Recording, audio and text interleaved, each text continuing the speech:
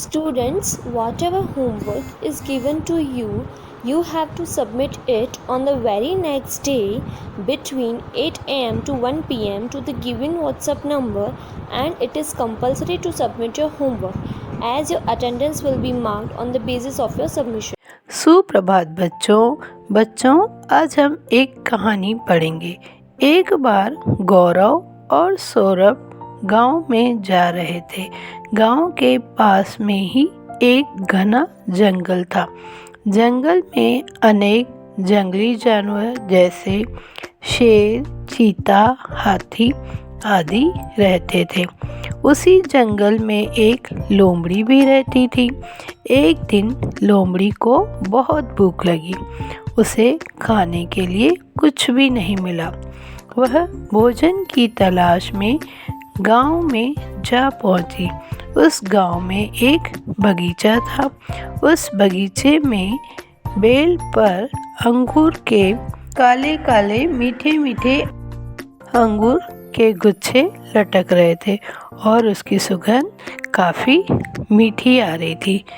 अंगूरों को देखकर लोमड़ी के मुंह में पानी आने लगा। वह उछल उछल कर अंगूरों तक पहुंचने की कोशिश कर रही थी, पर अंगूर के पास में नहीं पहुंच पाती है। आखिर में वो थक जाती है।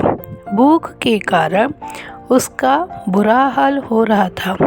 अंत में लोमड़ी अंगूरों को देखते हुए उदास होकर कहती है, ये अंगूर तो मुझे खाने ही नहीं है, ये अंगूर खट्टे हैं। यह कहते हुए लोमड़ी बाग से बाहर निकल जाती है। बच्चों, अभी हमने एक कहानी सुनी। इस कहानी के आधार पर हम संज्ञा को समझने की कोशिश करेंगे। जिस प्रकार बच्चों इंग्लिश में नाउन होते हैं, उसी प्रकार हिंदी में संज्ञा होती है। बच्चों, हम देखते हैं कि सभी का कोई न कोई नाम होता है। आपका भी तो कोई नाम है। नाम भी कई तरह के होते हैं, जैसे व्यक्तियों के नाम, वस्तुओं के नाम, प्राणियों के नाम, स्थान, शहर आदि सभी का कुछ न कुछ नाम होता है। इन्हीं नामों में कुछ ऐसे भी होते हैं जिन्हें हम देख नहीं सकते हैं, सिर्फ महसूस कर सकते हैं, जैसे खुशी, गम, थकावट, गर्मी, सर्दी। इन्हें हम देख नहीं सकते, सिर्फ महसूस करते हैं। तो बच्चों, इन्हीं नामों के आधार पर आज हम संज्ञा की परिभाषा पढ़ेंगे।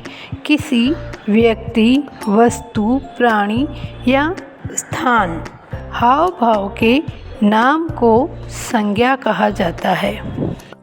बच्चों, इन वाक्यों को पढ़ो और रेखांकित शब्दों पर ध्यान से देखो और समझो। 1. विवेक और विशाल भाई हैं। 2. दिल्ली भारत की राजधानी है। 3. गरीबों पर दया करो। 4. यह मेरी पुस्तक है। जिन शब्दों के नीचे रेखांकित किया हुआ है, उन शब्दों को ध्यान से देखो।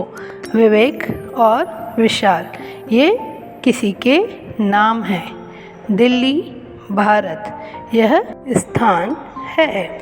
दया, दया जो हमें दिखाई नहीं देती है, सिर्फ हम महसूस कर सकते हैं, यानी भाव।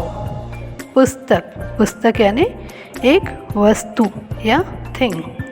आप देखेंगे कि रेखांकित शब्द किसी व्यक्ति, वस्तु, स्थान और हाव भाव के नाम को बताते हैं।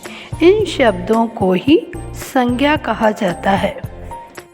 बच्चों, अभी आपको संज्ञा की परिभाषा और उसके वाक्य नोटबुक में सुंदर अक्षरों में लिखकर याद भी करने हैं।